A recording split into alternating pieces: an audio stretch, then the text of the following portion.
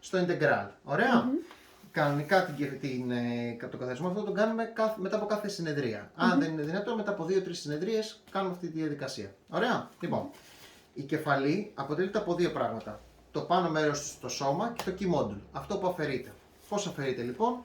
Τραβάω αυτό προς τα πάνω και αυτό προς τα πάνω, οπότε απελευθερώνεται η κεφαλή από το key module. Εργαλεία που θα χρειαστούμε είναι μορομάντιλο.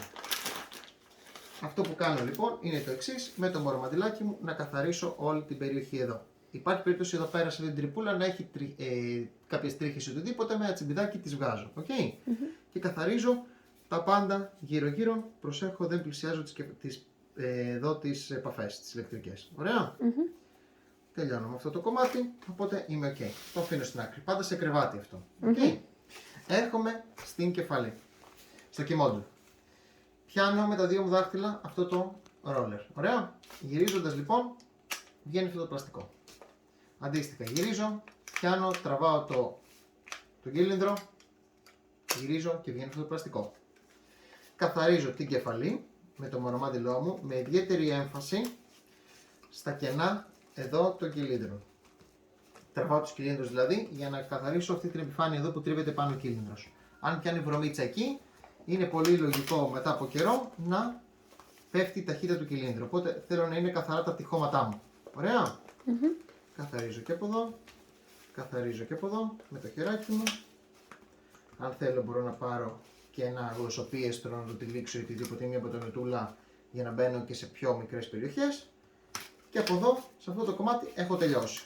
Αυτό που μου μένει τώρα είναι τα flap μου, τα οποία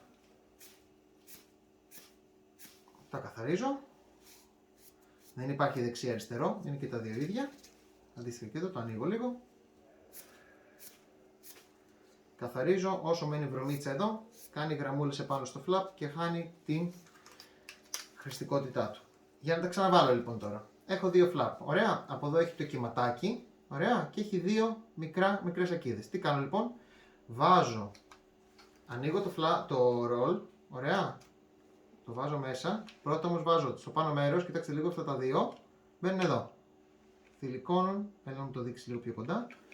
Αυτά εδώ τα μικρά μπαίνουν στο πάνω μέρος εδώ. Τάκ, τάκ, μπήκαν. Οπότε μετά τσεκίζει από κάτω.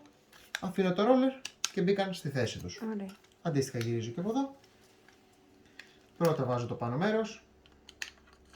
Να πιάσει εδώ, εδώ και εδώ. Και μετά τσουπ, μπαίνει από κάτω, αφήνω και τέλος. Καθαρίζω και εδώ. Και για να καθαρίσω τις επαφές μου, λευκή γόμα, εδώ, και μια μπατονετούλα με ενόπνευμα 70-30 και καθαρίζω τις επαφές. Okay.